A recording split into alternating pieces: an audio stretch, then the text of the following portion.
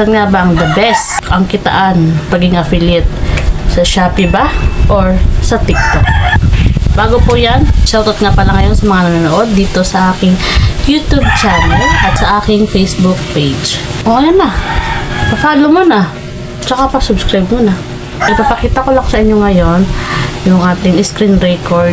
Papakita ko sa inyo kung magkano ang commission ko sa Shopee at kung magkano ang commission ko sa TikTok. Diba? Yung mga na-settled na, ng mga na-withdraw ko na. Kasi bali, nandito na tayo sa ating screen. Pumunta tayo muna sa ating, siyempre, papakita ko muna sa inyo yung ating Shopee application. Tignan natin yung ating Shopee. Saan ang Shopee? Tignan natin. Pag ganitohin natin kasi naka-vertical yung ating Shopee application. Ayan.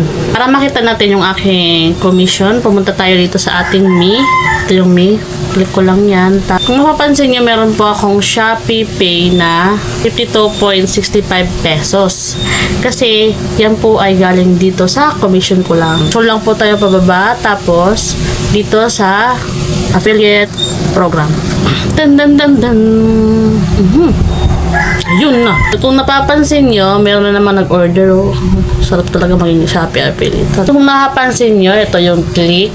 Tapos may orders na naman. Tapos ito po yung commission ko. So tingnan natin kung ano yan. Anong mga in-orders ng mga tao dyan. Dito natin makikita sa conversions. Ito po yung conversions. I-click ko yan. Tapos makikita nyo. Ayan. A4 large capacity transparent folder. Piso lang. Okay na yan. Ayan, may bago pa. May pending, oh. Puro pending. Ayan, 31. Marami pa ako ditong pending, guys. Tapos, ngayon, mapakita ko sa inyo yung unpaid. So, ayan po yung mga pending ko. Ito yung complete na na-receive ko na. Ito yung mga na-withdraw ko na to.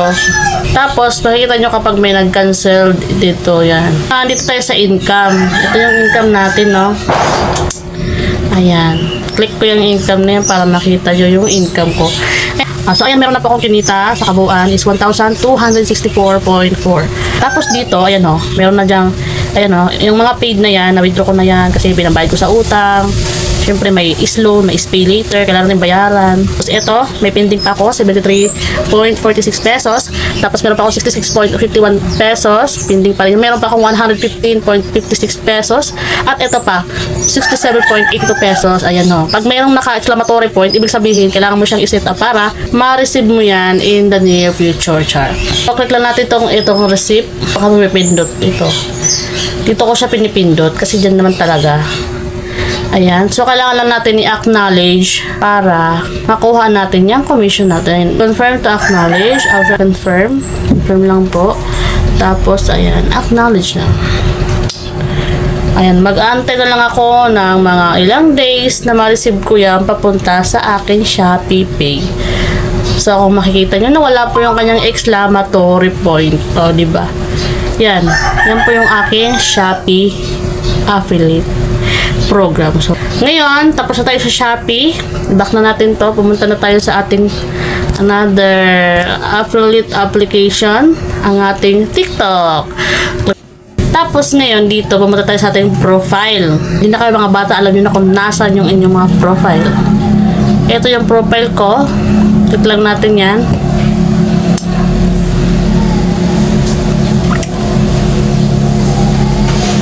Tapos, ito po yung mga uploaded na videos ko dito.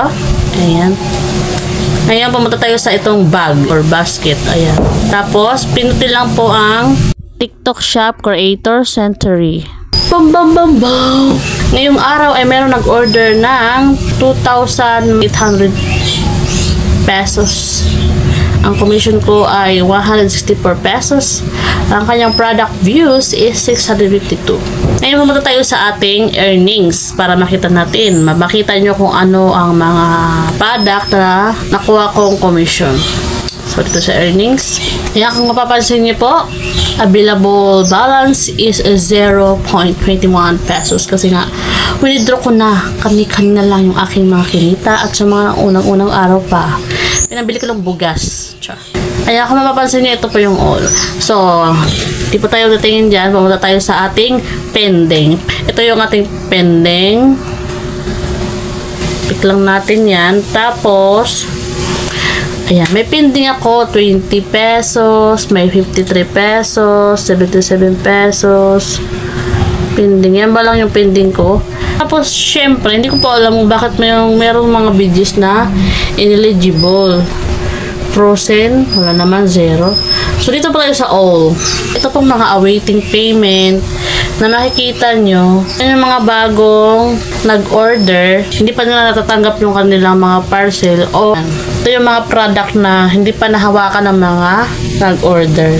May awaiting payment pa tayo. Ang dami pa niyan. So, bali po, ang pinagkaiba po ng TikTok at Shopee, si Shopee po, medyo po, matagal po magbigay ng commission. So, every month lang po siya nagbibigay. Hindi katulad po ng TikTok na, kunwari, na-settled na. Bilis lang naman makasettle dito. Na-settled na po yung product. Tapos yung commission nyo. Automatic po, pupunta po agad doon sa ating available balance. Samantala po sa Shopee, matagal po. Isang buwan ata antay ko bago po ma-receive po yung... Sabi kong mas maganda pong mag-affiliate sa TikTok kaysa po sa Shopee. So sa Shopee po, wag po kayong umasa. Oo, makaka-receive ko po ng mga commission pero hindi po agad-agad. So, mamatay ka muna sa gutom bago ka maka-withdraw. So sa TikTok kasi agad-agad kahit 100 lang or 5 pesos. Di pala pwede 5 pesos kasi 5 pesos na yung yung charge sa pag ay ito pa pala sa pinagkaiba nila sa pag-charge, sa pag-transfer ng pera, yung commission papunta sa inyong GCash or mga wallet nyo, mga wallet app. Sa Shopee, alam niyo ba kung magkano yung service fee or charge fee sa pag-transfer is 15 pesos. Samantala TikTok is 5 pesos lang, guys. Kaya, for example, ayun, nakita nyo kanina, meron na akong 56 ba yun? 56 pesos. Mabawasan, pag transfer ko siya, mababawasan siya ng 15 pesos. Hanggang sa akin, samantala sa TikTok, 5 pesos lang. Mura ito lang. Yun. So, masasabi ko talagang mas maganda po ang TikTok kaysa po sa Shopee. Pero, okay na yung Shopee kasi in the near future, magagamit nyo din siya, no? Kaya, magporsige pa rin kayo kung ano yung the best na kitaan dito sa Shopee at sa TikTok. Yan lang po. Thanks for watching. Bye-bye. Ito na lang po. Pagod na ako.